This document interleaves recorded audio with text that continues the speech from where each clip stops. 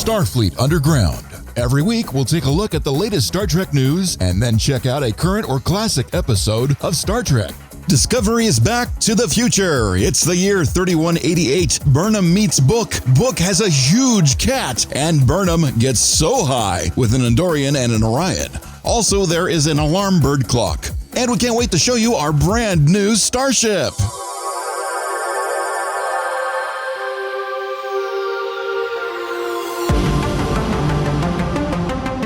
Look at this. It's got plastic on everything. This is so cool. The smell. Wait, is that a paper mat over by the command chair? They got a paper mat. This is, wait, are we on? We're on, dude. Oh, we're on already? Oh, sorry. Hey, welcome to Starfleet Underground. And I'm your captain here. We just got our new spanking new Starship. It's got that fresh Starship smell with a slight little burnt ozone from when they did the barium scan it's on fresh. it. It's totally fresh. Oh, so fresh and so clean. I love it. Okay. I'm excited. I'm going to let our engineer introduce the ship, but as we go through the crew members. So we have our science officer. Hi, I'm Heather. No, stop. Don't do that. Don't pee there. No, it's a brand new carpet. Oh my God, it's a brand new. Don't have the triple P on it. We just got it. Oh my God. Already peed on it. Oh. And that's why we can't have nice things. We're christened now, right? I'm going to go get the cleaner. Some use the champagne bottle, but, we use Tribble piss. Use the champagne bottle for the Tribble. Yeah. Yes. I'm Heather. I'm the science officer, and I'm going to go clean this real quick. Oh, my God. We have our computer person here. I hope you figure it out the new Lycars. It should be almost the same configuration. Hello? I'm here, yeah. I'm just mesmerized by the Elcars, just kind of like going, wow. Daddy's home. it's so much faster, right? Right? Oh, and so pretty and flashy and lighty. The really screens don't even flicker. No. It really is. And I have to say the restroom, I'm going to have to put in a work order request because when I went, the suction is so powerful, I thought it was going to pop my ass like a pimple. But we're going to make a captain's log joke. Just that. It really took the captain's log quite quickly. It was a captain's redwood. That's for certain. And now, Rocky, will you two please do the honor of introduction and the ship? Oh, wow, guys. I'm Rocky. I'm the engineer of the show and the ship. Well, it's a Defiant Class Starship, so we're badass, right? Woo, woo, woo. We actually took a vote, and everybody thought it was badass to have a Defiant Class Starship, so that's what we got. And the name of the ship. Now, I know you guys know we're kind of a funny podcast, so I had to go through some names. Of course, you had the Shippy McShipface. That was a possibility. We could have been the USS Boim Boimed because we're Boimler fans. And then we got a little dirty because it could have been the Furry Meat. I know people like Tribbles, and that was a funny name for a Tribble. It ruins the joke if I explain them, right? Kinda, yeah. Yeah, okay. I think we get it. Well, Furry Meat wasn't right, so I thought, well, how about Love Ball? Because Tribbles love, and they're kind of a ball shape. Boim Boimed's Furry Meat would have been good. There you go. Or vibrating love ball. Vibrating love ball. Oh my God. There might be a website for that. So I was like, well, no, I got to have a serious sounding name. Well, we could go with The Horn. Sounded pretty serious sounding. And we could go, we're on the horny. Which, okay. That could have worked. I like that. And then I was like, well, that's kind of dirty, but not dirty enough. So how about Pounder? Was Pounder dirty enough? Okay. And then I was like, let's go get on our Pounder. Yeah. And then I was like, okay, no, really, let's get serious. Somebody famous passed away. And I'm like, well, Van Halen. We could have named the ship Halen. That would have been cool. But riding in the van. Yeah.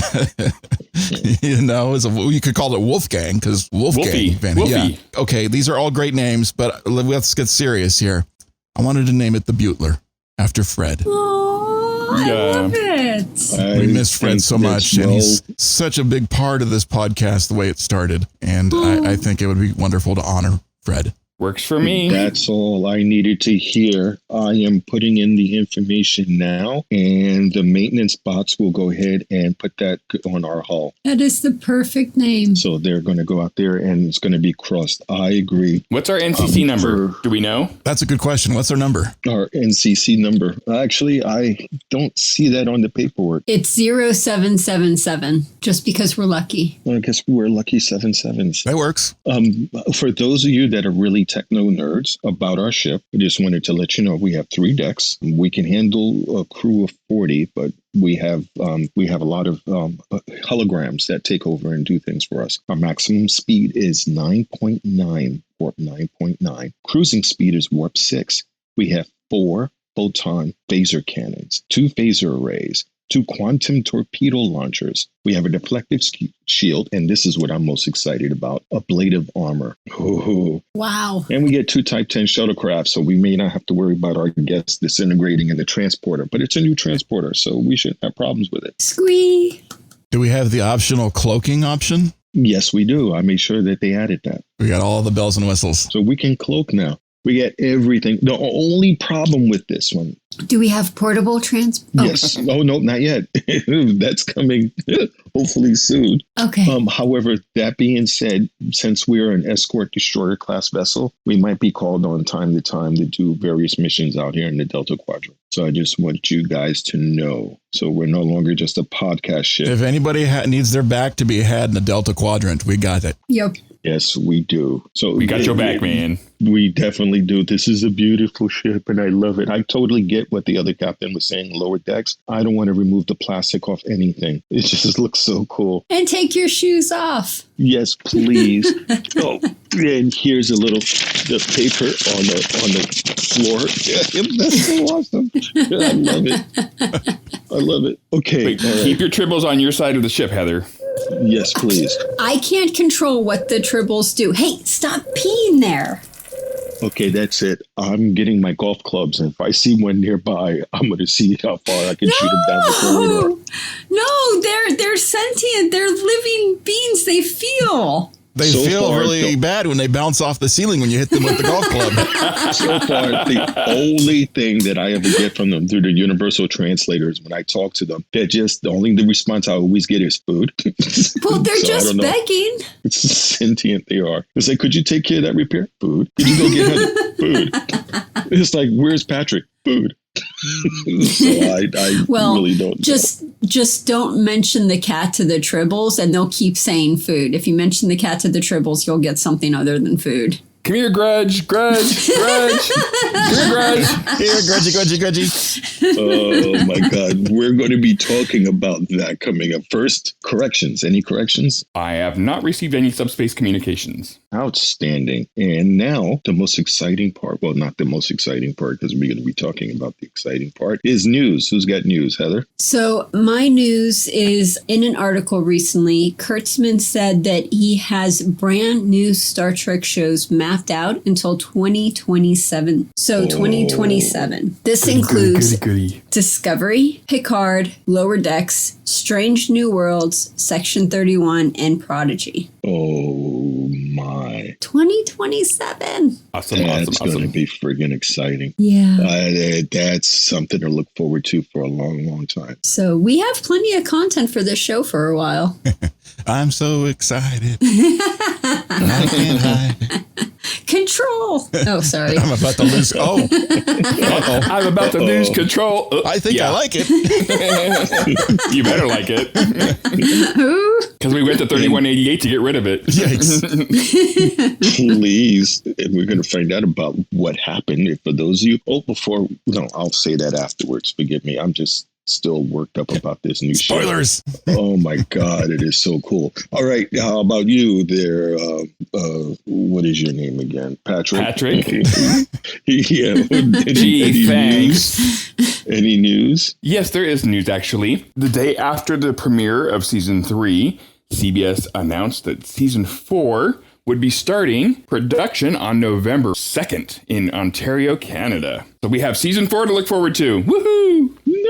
nice. That is most awesome. I got one more thing. So production for that starts November 2nd. And also, too, Michael and Saru signed on for season 4, which means we know they survived season 3. Well, yeah, awesome. I would think so. Yeah.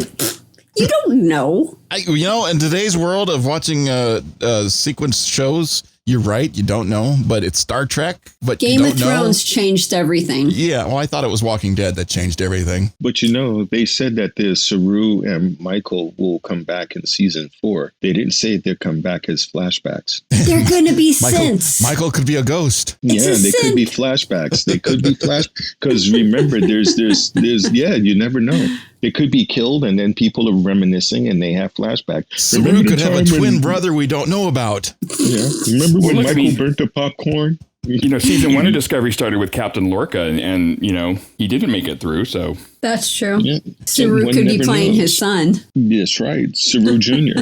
Yeah, parallel universe could happen. Mirror universe. Mirror universe, yeah. Seriously, we're missing a crew member. Let's go to Mirror Universe and get the replacement. So you never know. And how about you, Rocky? Okay, so my news is real world.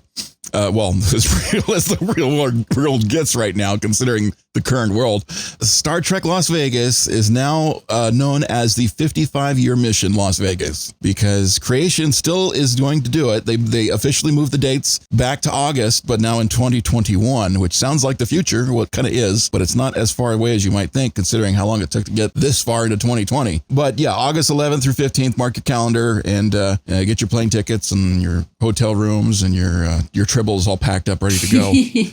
Because for personal use. That's going to be, for personal use.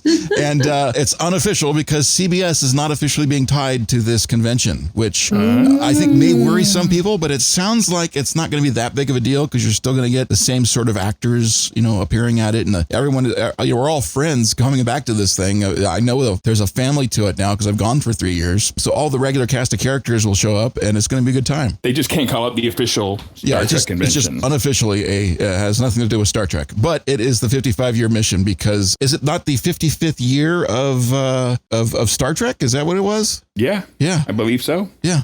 No, it's been on for a while. Yeah. It's been a long time. Long road. It's been a long time. Long road. Long road. Oh, damn. That was a potential Starship name, by the way. Long road. Wrong road. That's considering who we are.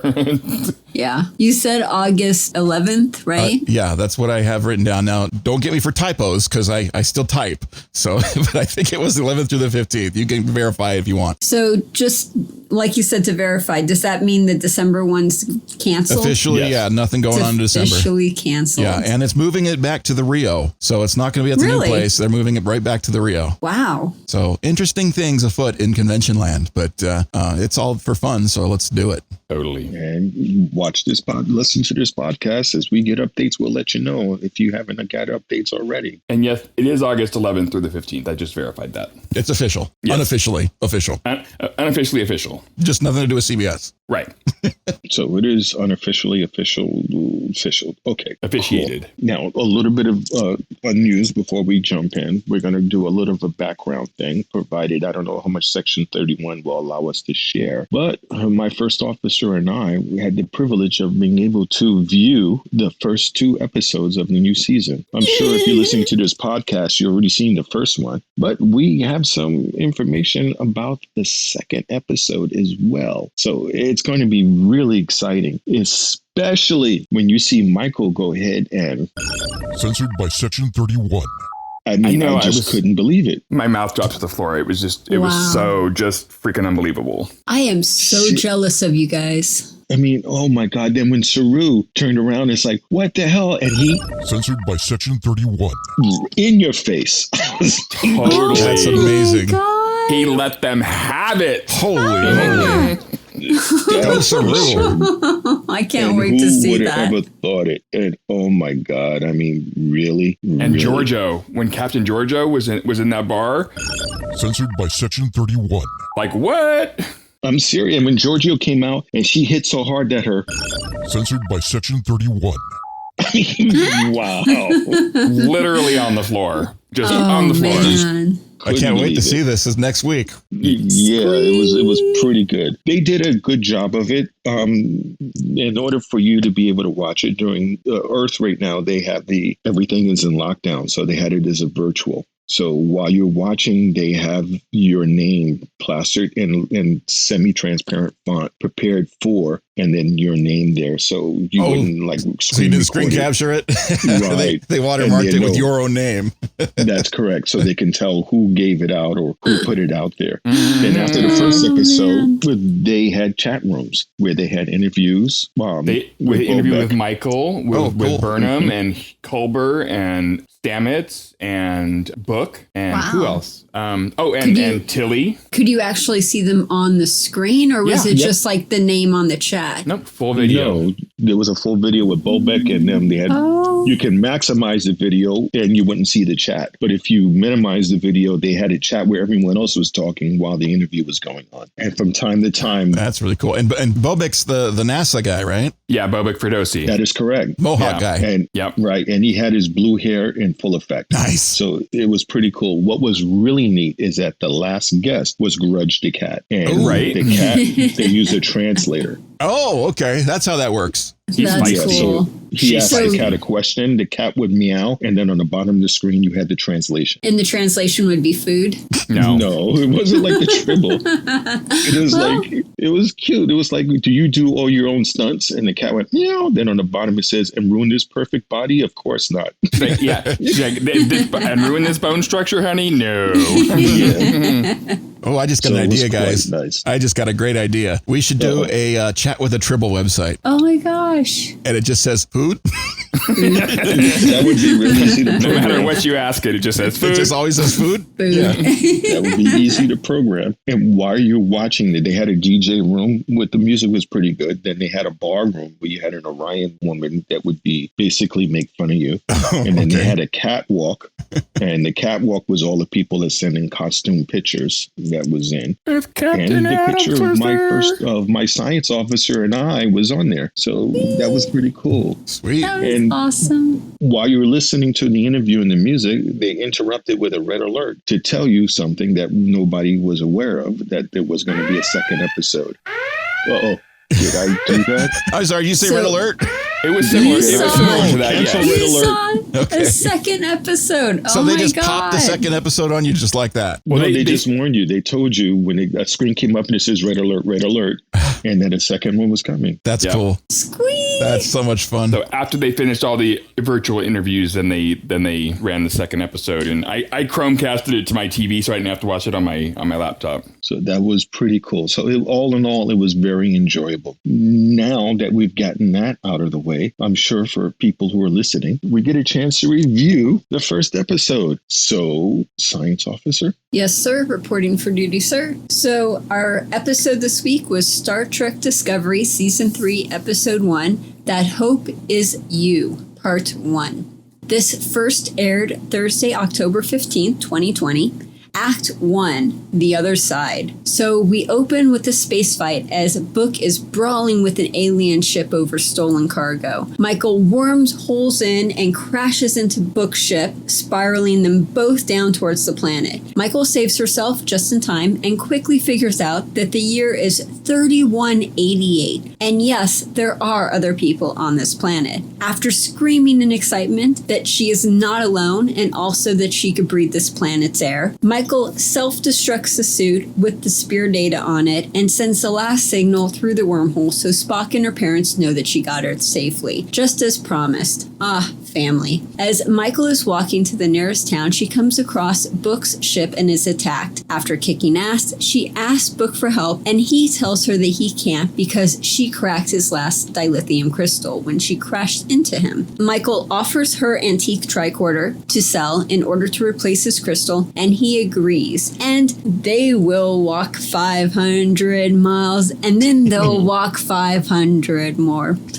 During this long walk, Book fills her in on some history. The Starfleet Federation no longer exists. They collapsed after the burn, and the burn is the day the dilithium crystals all blew up at once, killing a ton of people. And the burn happened approximately around 3068 or 3078. And we know the Gorn had something to do with it. Yes. Damn those Gorn. So it was a very exciting open. I mean, you see, first off, oh my God, I wish we had starships like Book did. That Right? starship. Oh, That was slick. That was a nice one. That was a slick ride. it was pretty awesome the way the console. For the programmable organic matter that just like rose up out of the console. I mean, That was nice. Now, see, that part was cool because in the beginning, if it started, first off, I was like, where can I get a hologram alarm bird like that?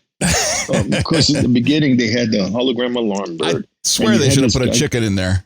They should, but it was like a universal room. It was the same room he slept in that he woke and it was up. weird because you didn't realize what was going on with that, where they kept showing. I think his name is Aditya Sahil, and day after day he would, the alarm would go off. He would get up, he would brush his teeth, he would go, get dressed and sit at the desk and whatnot. And they did that a couple times before you actually see Michael crash into Book, and you don't get to that until much later in the episode when the line is drawn between that and what happens. Yeah.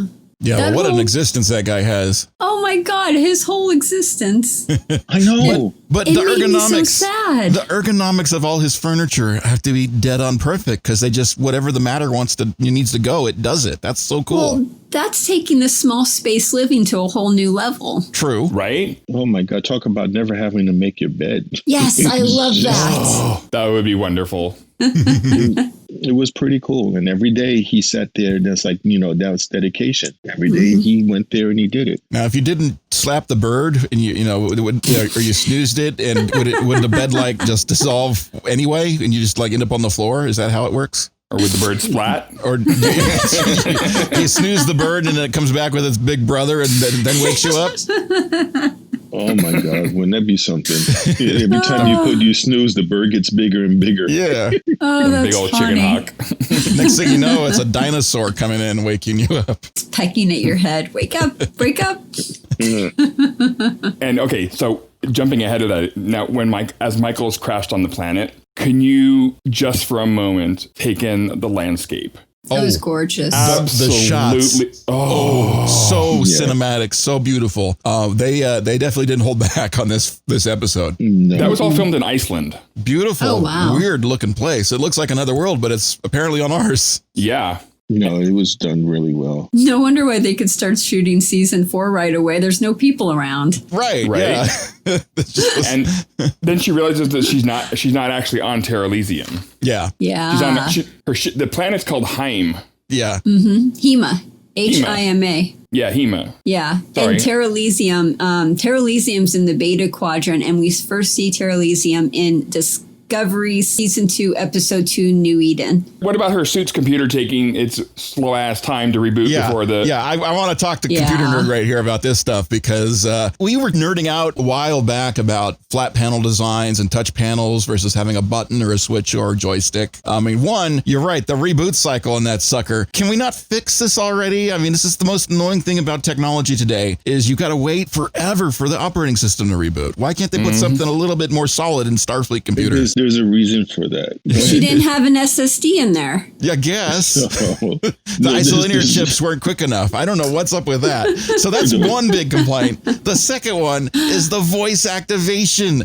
When clearly, if you want to reverse thrust and turn on the shield, that's a switch and a joystick back. It's quicker to do than I just said it right there. No, she has to announce to the computer, and hopefully she doesn't slip her tongue or say the wrong word because it's going to say, "I'm sorry, I didn't understand that," and then you're just a big splat on the ground instead of a crater. Which she almost was. Yeah, Once you get used to Alexa, yeah. But it was a lot different. Could you imagine if it was like today's thing? You can say, activate impact shields, playing songs by Captain and Tennille. Exactly. No. It's gonna bust out with some Beastie Boys when you're trying to put on the brakes. You end up getting muskrat love when you need a heat shield. and that's the last thing you hear before you splatter another Oh my God, that would be so horrible. And then, oh wow, what a landing she made because she literally did wake up in her own damn crater next to a giant crater. Yeah, really. It's amazing. What an And entrance. that impact shield worth its weight in gold because there was like not even a scratch on that suit. And she had Well, already her- bounced off a book ship. The faceplate Yeah. was busted though. Yeah, that's true. Well, the warranty was only, so long. Yeah. And then she had gone 930 years in the future, so it had expired. If you buy Apple Care, it doesn't last into 900 years in the future. What's up with that? Don't mess with the sticker. Once the sticker's messed with, you can't, no warranty. Right. So the part where she takes out her little kit and she starts naming everything, I got my rations, I got my phaser, Did you guys notice how she called her little Star Trek symbol a Delta shield? Yes. Mm-hmm. That is the first time it's ever been said on a Star Trek show, and all the fans always refer to it as a Delta shield, but that's the first time it's ever been called a Delta shield on the show. I didn't even know that. That's amazing. Yep. Wow, that's pretty cool. And one of the things I noticed too is when she kept naming all the things, and she kept going over, Michael Burnham, my serial number. She was doing that to center herself, to calm down. She went through one hell of a traumatic event right there, coming through time after that giant battle at the end of the season 2. Yeah. Holy moly! And just trying to center herself so that she didn't panic and freak out, because her reaction when the computer told her that there was life, and she was like, yes! She got to pull it down and pull it together. Filled my heart with headphone joy. alert, everybody. I should put I do a little edit right there. Headphone alert. Right?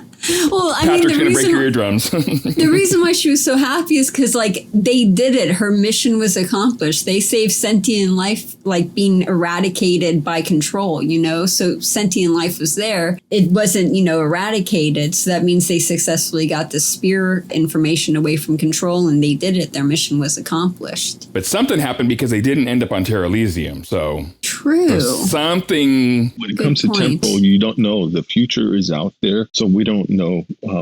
There's rumors that they're going to actually introduce the Temporal Police at some point in time. Oh, that sounds like it's going to be interesting to see all of this, the way everything. Yeah, you're going to have to fill out some paperwork. Yep. That's outlawed, right? Is that why they brought it up? It's a good possibility because they kept mentioning it. There's more of that in the second episode as well, because it's not an unknown. So censored by Section 31. And he kind of just lets it out right there. Okay. That makes sense now. Then he zips up his pants and it's, he's okay. Now you're going to get us hate mail because people are going to watch the next episode. This is very serious. We can only pull that joke so far, man. Come on. But I thought, why not? What the hell? When Book comes out, when he first meets Michael, he's like, I don't care who you are. I don't want to know your name. You crashed my ship. And she's like, I didn't. So the foreshadowing, did you guys catch the foreshadowing? When the little bugs are on the ground and the one bug's on the ground and the pretty blue one comes in and lands, and the very second it gets there, it gets eaten by the other bug. Yep. That's when she was come down. That kind of foreshadows what's going to happen to Vernon when she meets Book. Yeah, well, they started fighting right away. Trying to be. It's like, hi, I'm sorry I bumped into you, and then you just get knocked out. I mean, that's greetings. Do not mess with Burnham. She will kick your ass. Yeah, she did. No, don't call her a rocket girl. You'll start a fight. Oh, she was pissed at that. Oh, man. So are we into the second act or the first act? No, we're still in the first act. Okay, I don't know where my break is here. My darn note-taking skills are not as good as they used to be. The second one acts when they actually get to the city, when they get to the market. So the whole point, with them at the ship and everything, and Now, was the market mercantile, or was what was mercantile and what was Requiem? Good question. Yeah, maybe it's just another street. Yeah, I'm trying to remember because he said they were going to the mercantile, but then he also said that they were going to Requiem. Yeah, maybe the city's named Requiem and the market's named Mercantile. I think that's it. I was too busy looking at Book's large furry pussy. Now. Well, that's the next episode. That's the next section. You're jumping ahead. Okay. No, that was when they were in the ship before they go to the market. Yeah, but that's part 2. We haven't talked about part 2. No, it's not. It's part 1. It's still part 1? Yeah. Okay, well let's just do overall and talk about the amount of motion that Michael showed this episode was more than the first 2 seasons of Discovery. Yeah, and the physical attacks on her, I mean, she was pushed right away. I mean, just crashing into into a crater that's got a bruise, right? And then she gets attacked by Book right away, and she has to defend herself. You can see After her kind of react. walking. She took a couple of hits too. That's a lot. Yeah, not a short walk either. No. And then all the emotional stuff of learning about the Federation being gone and the burn. She's and going through some stuff. Yeah, She's had a stressful day. The Gorn destroyed 2 light years of subspace. What's up with that? Like, what? How do you destroy subspace? Yeah. Okay, that's definitely in the second act, the first official act, right? Yeah. Yeah. We're So still in the first is act. Heather going to recap that? Okay, I'll go No, recap that. we haven't talked about him being on the ship yet. When she gets on the ship and she does the same thing any of us would do. She had the What? gawking look around like, oh my God. Look at that console. I love that. We already talked about the console. No, we didn't talk about how her reaction was in the ship. And Yeah, when we just she talked met about the console, but she reacted to it. She was like, oh, look at that. That's the subspace thingy right there. And she's about ready to turn it on and say, Discovery, are you there? Yeah, and he's like, don't touch. Yeah, don't And touch. it's like, what's the cat? It's like Grudge. Why'd you call him Grudge? Because he's heavy. He's got a He's thyroid mine, condition. He's got a That's thyroid a big condition. kitty cat. That's a Maine Coon. Yes, very Maine Maine. Coons are gentle giants. Maine Coons are really cool, even temperament cats. Yeah, we had one. He was really cool. Oh, yeah? Okay, I guess now we can go to the next one. Are you happy now, Patrick? What? I think it was me, actually. The one last thing that Burnham said, though, before we go to the next part is, Oh, too late. You lost your turn. no. So after Book is telling her all this stuff about the burn and that the lithium went boom and, when it all happened, she goes like, that's impossible. She goes, Federation is about a vision and all who believe in that vision. So it cannot be Oh, gone. that's definitely the next section. No, it's not.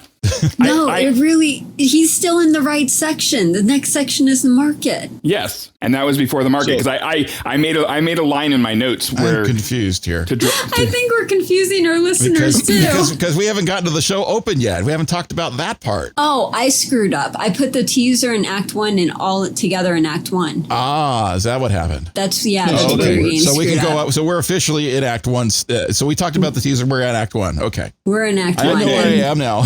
Yeah. Okay. And then before we go to Act 2, it's when Burnham, because he says, you got to fix my dilithium. And she says, well, apparently you guys have a thing for artifacts. And I have a whole bunch of them. Yeah, she whips out the old tricorder The and says, tricorder. here. Yeah. And he's like, okay. And that's when we go into Heather. Okay, so Act 2. we go into Heather. I beg your pardon? Hey, excuse me. Nobody's going into me without my permission. Okay, I was going to mention that she had the thing about trusting someone and saying, please help me. And it felt Not like too the movie The gamut. Fifth Element. Not too And then gamut. she brings up the permission thing. Total Fifth Element. Totally. Act 2, instant gratification gone wrong. So Book and Michael arrive to the city and enter the market. Book tricks Michael into walking into a secure location and steals her bag while she is being held for arrest. After being questioned, Michael is sprayed with a truth serum and ends up acting drunk. And now we know Michael is a happy drunk. Michael tells them about Book, and they find him getting the shit kicked out of him. Michael and Book find themselves stuck between a rock and a hard place and start fighting their way out. As they go, Michael steals a bunch of dilithium crystals and Book beams them out. Apparently there's a tracer and they have to beam several times in several locations before they are transported to an island. Finally, they lost them. So I found it in my notes. Where they were going into was called Requiem. Oh, okay. So when they come up to the Andorians and they're like, only couriers are allowed in here, into Requiem. So that's whatever that marketplace was called okay. Requiem. It's like a Holo-eBay is what my note was. Yeah. Yeah. Yeah. And Or Book is Amazon. basically your FedEx dude. No, Amazon. It's Prime, baby. It's Amazon, Prime. eBay. Amazon Prime. Yeah. Totally. Okay, when Michael sees the personal transporter, That was cool. Portable Like- transporters. Woo! oh my God, I want one. Yeah. I need one. That's like a major big deal. Like we're like, oh yeah, we saw that in this movie in Next Generation, and like it's like, wait a minute, she's like pre-Kirk. So this is like Yeah. mind-blowingly cool friggin' transporter technology. Yep. Absolutely. There should be so much more new stuff there. I mean, if you imagine a person going 1,000 years and like it's showing up right now with computers and everything digital, they'd be freaking flabbergasted. I don't think they want to overwhelm us too much. I bet they got a thing for every episode they're going to drop on us. It's Good totally point. new. No, when you have somebody who's got a base or understands technology, when they come across even more advanced technology, it's not magical to them as it would be if a caveman saw it. So seeing it, you can kind of understand the process and everything behind it. So I think the only thing that she probably was cool about or freaked out a little bit about how they create matter like that. But everything else is kind of similar. So I think that's pretty cool. Like a TV is still a TV, regardless if you had a big ass tube behind it to a flat screen. It's still basically the same principle. You've got a picture on a screen. And he had like the portable interface thing where she was using the AirTouch interface on her suit. So he kind of had one too built into his wrist or whatever that was. So that was kind of a similar thing. It's recognizable. How Michael got drunk. That was kind of funny how she was laughing. What did they dose her with, man? She was high. She's high as fuck. Exclamation point. Totally. Oh my God, that was my favorite part of the whole freaking show. Then she says, I have a friend with red hair. You can't give her any.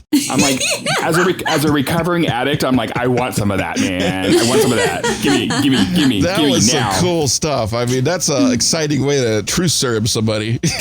That's a great way to truth serve. Make them happy. They want to talk. Yeah, totally. And she got revenge on Book because Book is the one that led her to the vault. So she can get captured because he wanted the lithium crystal. It's like, well, who brought you here? She's like, Book. I love that. Got shot of a wormhole and hit a guy.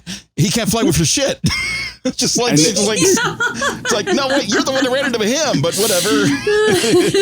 She's like, it's a super cool story, just in a completely devastating way. Yeah, totally. I love the dialogue throughout this whole act. I mean, it was so great. Oh, it was fantastic. And I saved all things. All the things. And then they talk about the cargo, and she's like, it was temperature sensitive and really valuable, so it must have been ice cream. Ice cream! Right? Was it Rocky Road or Sherbert? What are we talking here, you know? Oh, total Sherbert. It had to be Sherbert. Man. So good. And then you have the Andorians and Orions working together. Yeah, that's a big deal, right? Right. Yeah. They do not like each other, typically. No. Well, in her time, wasn't it that one of them was a part of the Federation? The Andorians were a part of the Federation and the Orions weren't? Well, yeah. In 2009 Star Trek, there are Orions in, because Kirk is, in bed with one of them, Uhura's roommate. Yeah. Weren't Orions they were slaves? around. Yes, that's the Kelvin timeline. Yeah. No, they weren't slaves per se. They called them slaves. You get more of that in Enterprise. You get a chance to find out about the myth when it comes to the Orions. And you got a great Andorian in Enterprise too. Oh man, if you like, the actor's name is Jeffrey Combs. If you like Jeffrey Combs. So Jeffrey good. Combs is awesome. Oh my God. That's not a reason to watch all of Enterprise. Right there. That's it. Or Deep Space Nine when he's Wei-Yun. Yeah. I'm really surprised at how much Enterprise matters in this. Oh yeah, they're not leaving it out. It's part of the timeline. Yeah, and then the whole thing with the temporal wars and everything. All of that, from Enterprise. And plus, if you really like Jeffrey Combs, you get a chance to hear him say with such disdain as an Andorian when he talks about humans. And he's like, oh, you're such a pink skin. I've never heard anybody say pink skin before like he said pink skin. So much hatred behind it. Yeah, big time. What about those space cannons they had? Oh my God, they have it was like fist phasers, like fisters. So cool. Fisters. They were fisting. We're going to fist you, man. We're going to fist you. We're going to fist you. I mean, that's what my first impression was. I mean, if you look at it a little closer, maybe it's not quite the fist, but it looked like a fister to me. And you just shattered into like little shards, man. Oh, wow. Were those things effective? Yeah. And then they played transporter tag. Hello. Yeah, I love that. I was like, it's like you got to escape. Okay, you escaped. Okay, good. You get to catch your breath and say hi, and then, oh my God, they're on us again. Tag, you're it. And then he's like, okay, you are going to be bad. You are not going to like this. Well, he knows you don't mess with a woman's hair. Like whatever you do not get a woman's hair wet. Oh my goodness. Oh, is that what it was? It was just her hair. Okay. Oh, do not get a woman's hair wet. Shoot, man. You jump off a cliff. And now you're free falling, and you're not singing Tom Petty when you're doing it. Your hair is getting blown all the crazy, and then you get transported into underwater. Yeah, that would mess you up, right? Totally. And then you get back to where you think you're safe now. You're at your ship, and you're like, okay, we finally made it. And all of a sudden, all the bad guys just show up around you. Yep, they knew exactly where to go. And it was a perfect moment because you sit there and you look at the screen, goes, okay, how the hell are they going to get out of this now? I know Michael's a badass, but she's more badass than Book because she beat his ass. So what's going on? That's actually the next act. Is it? Okay. Yeah. Okay, how about the part when they've got them surrounded? When they've got them surrounded and they just look at each other. They don't even say a word. She looks at him, does a little head thing. Yeah. That was cool. Back at the mercantile. And just give a wink. And kaboom, they're on. The wink was so cool. Yeah. She's just like, okay, dude, we're going to do this. Yep. Well, it was so funny too. Like when they find him and he's having the shit beat out of him, they're talking about Grudge the cat, and he's like, "She's a queen."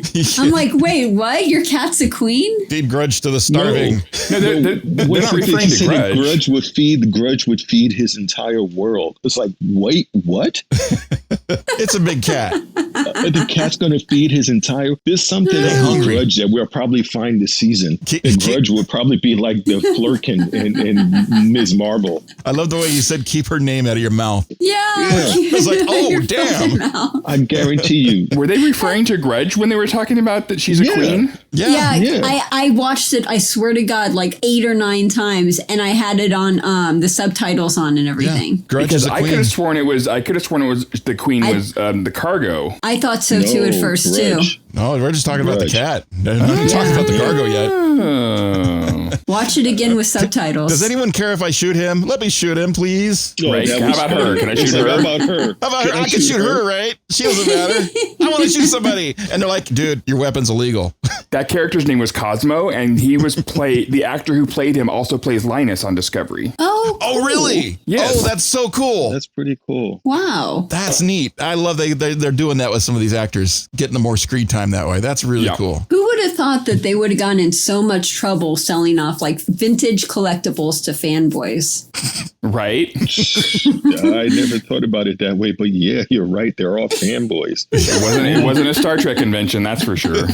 I'm pretty sure the convention gets like that sometimes. Oh my God, yes. It's like, oh my God, is that the authentic transporter? And it's still new and the battery works. Yeah. How about when he whipped that phaser belt thing out and just zapped everybody? The pulse And cannon. Burnham just gives that giant what? Like laughing. I know. That was so cool. It was like a pulse cannon, wasn't it? Yeah, it was so cool. You saw a snippet of that in the trailers, and I'm like, wow, Burnham's really psyched out in this trailer. And Yeah. now I know What why. was really funny is you ever see like when you're at a party and there's always the one drunk girl and somebody puts out food that she loves and how she's got to try to weave her way through the crowd to get to the food and she's wasted off of her mind. When Burnham saw the dilithium and she's like, oh, and she starts running and stumbling through the shooting in a phaser battle. the phaser battle like a drunk girl and she starts picking Still the ball high. up. It is like, And he's looking at her going, oh, no, you didn't just do that. it's like, oh my God, that was so funny. That was so funny. So it was like, that was pretty cool. Okay, I guess we're ready for the next section. Okay, did you Okay. catch the dialogue where she said, I may have broken your nose earlier, sorry. He's like, are you saying that because we're going to die? Uh-huh. Yeah. I love that. And then we also saw a Lurian. Yes, Morn. If you remember what Lurians look like, you have to go back to DS9 and think about what Morn looks like, because that's a Lurian. Yeah. Yep. That was like really cool. I was like, oh, that's a Morn. But I know it's a Lurian, but I just got to get the name right in my head. I had to type that one in. And I don't think that one even spoke either. No, he didn't say No. anything. No. He just beamed the fuck out when it was time. Right. His eyes were really expressive. Okay, Heather, your turn. Okay, so Act 3 is Sticky. Michael is shot in the arm and Book's head lights up as he talks to the kelp and uses its juices as an antiseptic for Michael's cut. That impressed Michael. However, the use of an old used handkerchief did not impress her so much. Book figures out that she is a time traveler. All time travel technology was destroyed after the Temporal Wars. Time travel is outlawed, and then they walk back to Book's ship. And oh my God, everyone is there. They want his cargo, so he gives them his password, Sticky. Now, everyone knows what he was doing when he came up with that password. They wake up the worm, no pun intended, Oh my God. and it gobbles everyone up, including Michael. After several stern commands, such as down girl and don't eat that, the slug throws Michael up, and luckily she's safe, sound, and totally slobbered on. You thought her hair was ruined before. Yeah.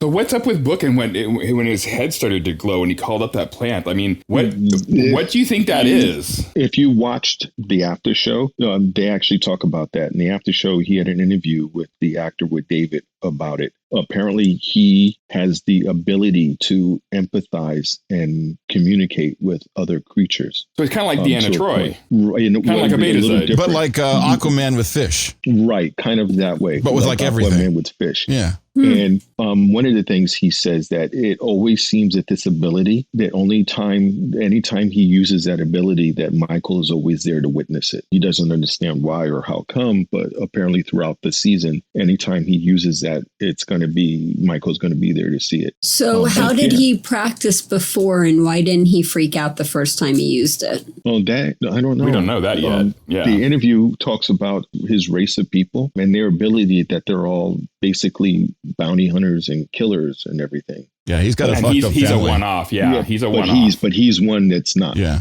So and there was a guy. parallel with that because he was separated from his family. Michael was separated from her original family. And, she always felt like an outcast. He was an outcast. So there was a lot of parallels being drawn between the two of them. At least I saw it. I don't know. Maybe I'm wrong. So it was pretty cool on that respect. It looks like they're hitting it off pretty good, too. I mean, they're working together on things. No instantly. pun intended. Hitting it off. Well, she hit him in the head a couple times. Sorry, I broke your nose. He hit her too. Well, she deserved it, though, because she hit him. Well, maybe not. But I have to go back and count the punches. But she got her licks in pretty good, and he probably deserved some of them. Did you guys notice when the slug or the worm went out and he's like, "Don't look, close your eyes"? Yeah, I was like, oh my God. And then she opened her eyes. I'm like, what? Did you get the reference? No. No, what's the reference? It's Hitchhiker's Guide to the Galaxy. The ravenous bug bladder beast from Trawl. It's such a mind-boggling, stupid animal that it assumes that if you can't see it, it can't see you. Same thing. Well, Molly, which is what the creature's name was. Yeah, her name's Molly. Right? And she's like a kaiju. But you know what she looked like? Did you ever see Stephen King's Dreamcatcher? Mm-hmm. The alien little slug that comes out of the guy's butt. Yep. It looks exactly like that, except with the kaiju blue glowing stuff. Okay. Well, she knew, and it's a good thing when that thing came out and they chased it out. He actually ate the first couple of people. So when he got to Michael, he was already full. So I guess that's why he swallowed Michael. I guess for like a now later. Just gummed her a little, like Boim Boimed did in right. Lower Decks. That's what I thought. He Boim Boimed her. Just getting the moisture off. And then after being slobbered on, Michael's like, I really didn't know how this day was going to turn out. That was a funny line. That was such a funny line.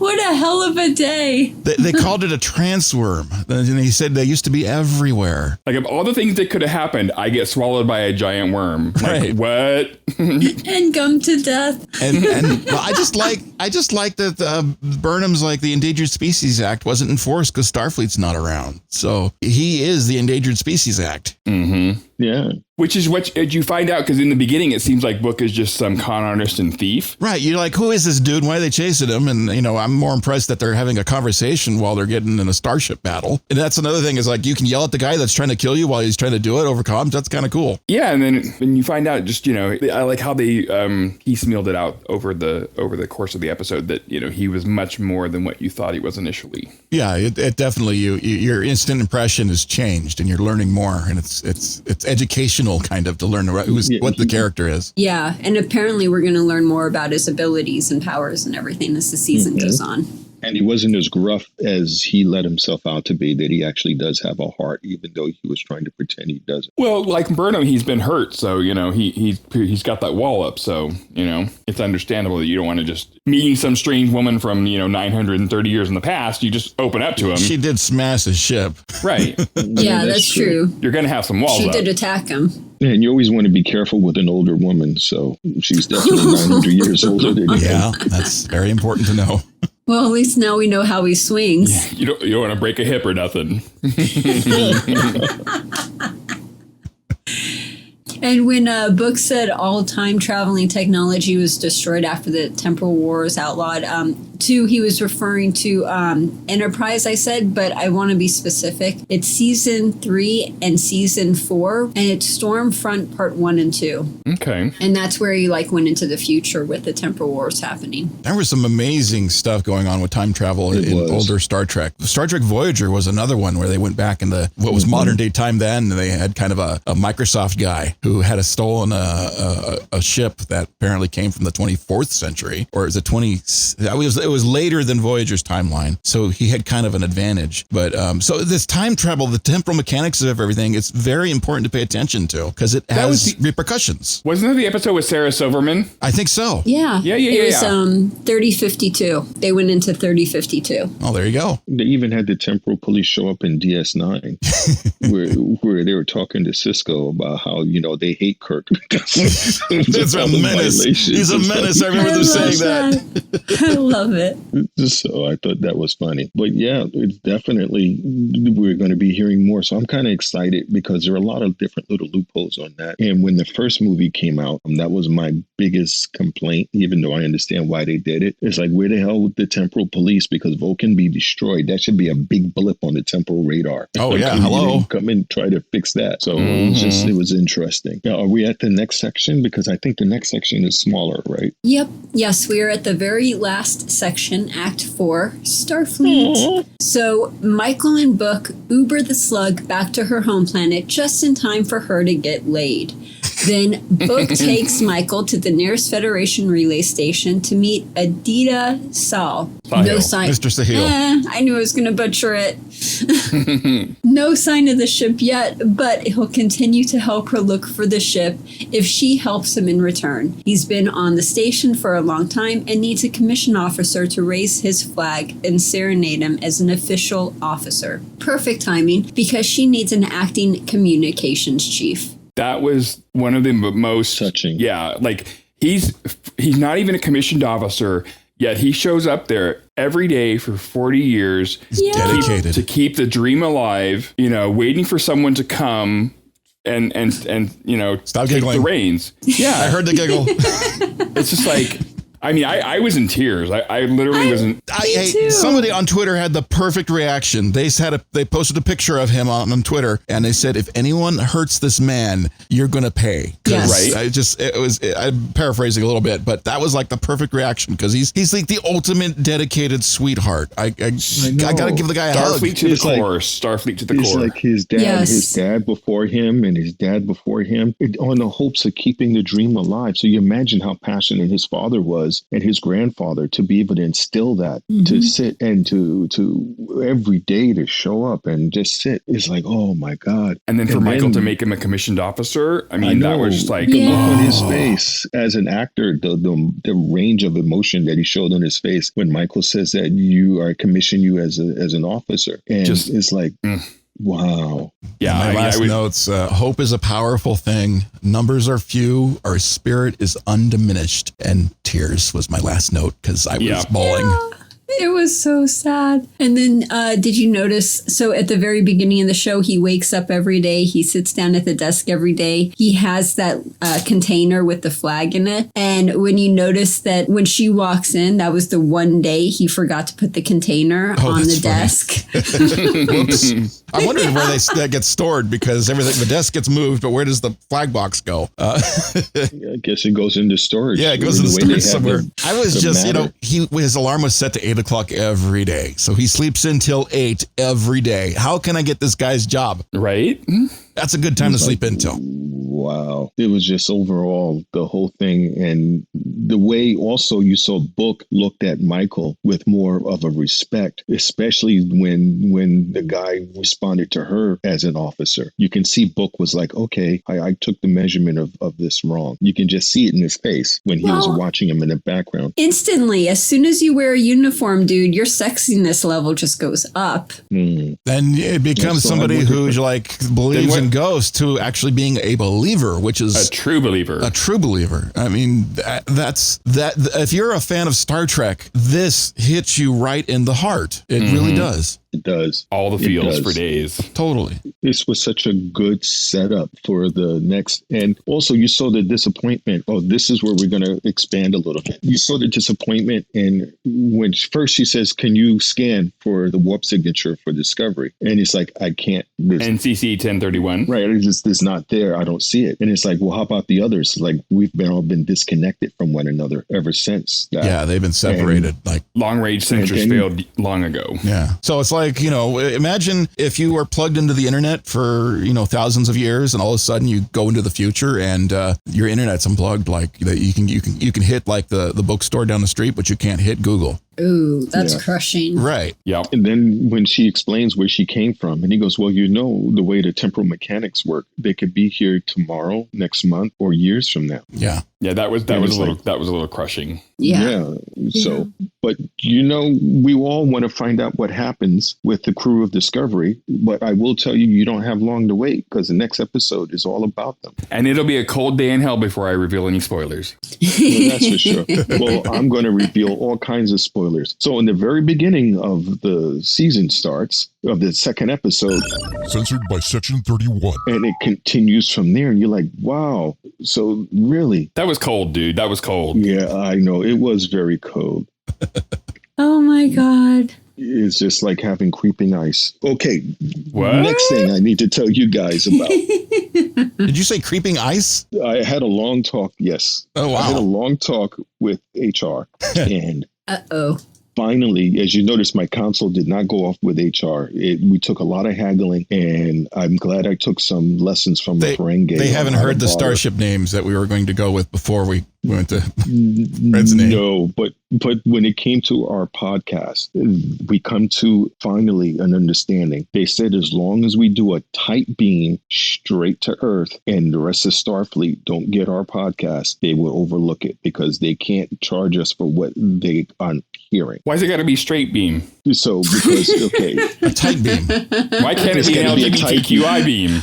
All right, so it's a tight beam. There you go. You like the tight beams anyway. So as long as we do a tight beam and it doesn't go out for the rest of Starfleet, it's what happened. Did that go out broadcast?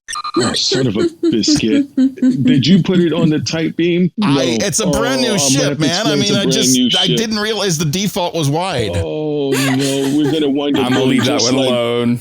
We're going to just we're going to be like Galaxy Quest when I make the motion to cut and you're going to be like, do the same motion. It's like, well, I told you what the off button is. It's different. The off button here. Wide load coming through. Wide load. Oh my God. Okay. This looks like it's going to be a really, really great season coming up for Discovery. Completely. It's so good. So good. I'm really excited. And I just came off of 10 episodes of Lower Decks, and that was phenomenal. This first episode just blew me off the chair. I mean, it was so good. You just dived right in. And you really only got the two main characters. You've got Book and Michael. So episode 2 is the rest of the crew, right? Yeah. You get to see the rest of the crew and find out what happened to them. And the end of episode 2 is like jaw-dropping because you're like, what? But you got to see it. And Temporal Mechanics, man. Temporal Mechanics. Do yourself a favor. If you haven't seen it, go back on CBS All Access and watch the after show. There's a really good interview with the actor that plays Book. Oh, that was great. David Ajala. That was great. And they were talking actor stuff. He was talking about being in the Royal Shakespeare Company. That was phenomenal to hear how that relates to when you're in an actual film set and you've got to get the thing and make it happen. And you've only got so much time to get the take. I just love that acting on stage brings that part of it to life for an actor in front of a camera. And didn't he say he worked with Patrick Stewart? Yep, he tells a cool story about that. He tells a cool behind the scenes story about him and Patrick Stewart. Was it Othello or what was it? With Patrick Stewart, and he of course Patrick Stewart knows all of Shakespeare, and you're doing an abbreviated version of it on the stage, but Sir Patrick forgets that he's doing the abbreviated part and keeps going. That was a cool story. Right. Anybody's ever been on stage and had to do a performance like in high school or whatever, you can kind of feel for that kind of need to improv your way out of that situation. So if you haven't seen it, make sure you do, because it's definitely worth watching. And there's a spoiler. They will give a spoiler because they're authorized by Section 31. They can get spoilers. We don't rate to get spoilers. What is that noise in the background? What is that noise? I'm removing some of the wrapper for the replicator over here. Oh my goodness. Because I couldn't, when I went to go touch it, it wasn't doing it. You couldn't wait till after the show. Yeah, you got to take and pull the plastic off the replicator to use. Yeah. No, don't take the plastic off. It's a brand new ship. No, I peeled it up. That's what the noise. I was peeling it back. Oh wait, a corner of it came up again. Don't forget to state the temperature you need it at too. Are you messing with the popcorn and all the like wrapping and everything? No, don't pop the bubbles. Classic stuff. Totally pop the bubbles. Let's wrap him up in bubble wrap and roll him down the hallway. You're gonna roll me down the hallway? Pop the bubble. Oh wait, there's a bubble. Wait. Here's one. Oh, this. Yeah. We can wrap the Tribbles in the bubble wrap and roll them down the corridor. Tribble will probably like that. That sounds like fun. I think we just invented a new game called Tribble Pop. The new cereal, Tribble Pop. Bubble wrap not included. You might get some hair in your teeth, but it's all meat. No, thank you everybody for joining us. This was an extra long episode because we had a lot to unpack. So make sure that you join us next week. And if you were here for the premiere, thanks for joining us for the premiere. If you're not, you still got a chance to join us for next week. Please make sure that you follow us on all our social media accounts. I'm assuming that you do that already, or else you wouldn't have found us. Oh, we got a shout out, by the way. We did. Yeah, from a podcast. I was checking out, because I like to sneak around and listen to other podcasts, see what everyone else is doing. I was checking out the Funnest Frontier, and that dude shouted out a whole bunch of podcasts. He did like This Week in Trek, Strange New Podcast, It's Got a Trek, Too Young for This Trek Podcast, Nerd Trek Podcast. Didn't want to leave anybody out. And he's like, who else? And I'm shouting at the radio, say it, you mother, say it. And he says, Starfleet Underground Podcast is an excellent podcast to check out if you haven't checked them out yet as well. What? That's pretty That was a cool show. He also mentioned Open Channel, which is one I haven't heard of yet. So I've got to go check out that one too now. But I just love the shout out. It was give great. Give us a report back. So cool. Hey, what's the episode for next week? Next week is the next episode. No. But I was going to ask, don't we usually say what the name of the episode is before we go? Yeah.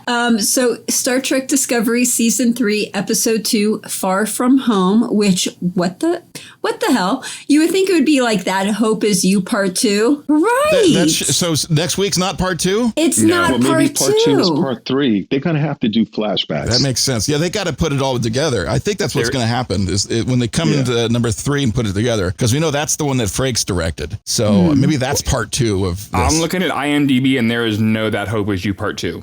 Don't worry. There is going to be a Part 2. It just, who knows, it may come as a short trek or something, but there will be a Part 2. Maybe it'll be in Season 4. No. Wow. That's too long to wait for a second. That is a little bit long, yeah. Oh, by the way, Season 3 or 4 is like, oh yeah, here's Part 2. It'll be a flashback episode. There you go. Well, there's going to have to be one. It's going to be from the perspective of Grudge. There you go. That would be funny. Grudge just hanging out in the ship all by itself. It's like, I'm just here nothing to do. Where's my food? That's the Tribble thing with food. Cats do it too. Yes. Yeah, and dogs. Well, the actual cat scratched through David Ajala's suit when he was holding it. That was a great story, so too. Funny. Yeah. Right through the uniform, too. Right through the uniform. Grudges. There's 2 of them. So there are 2 of them that you'll see if you listen to the after show. The Grudge Part 1 and 2? 2 of them. Yeah. How do you know which one you're acting with? There's 2 cats. Well, there's a fluffy cat and then a thin cat. Because he was talking about how he, made, acquaintance with one of them to get through the scene. And that's cool. But then what if they swap him out with the other one? Right. You're like, bitch, who are you? It was the fluffy cat that tore his uniform up, right? I think so. Yeah, the big one. That's got to be one of those like really intricate details that only a Trekkie will know. Yeah. Mm-hmm. If you do know, send us. Yeah, there you go. The show must go on. Thank you, everybody, for joining us on the new USS Beutler. It's a good ship, and eventually we'll go ahead and post some pictures if they allow us to. So make sure you guys all stay safe out there and have not only a great week, but make it so. Starfleet Underground, beaming into a podcast feed near you. Log on to our website at starfleetunderground.com and send your comments and questions to thecollective@starfleetunderground.com. Follow us on Twitter at StarfleetUnderG and on Facebook and Instagram, we're Starfleet Underground.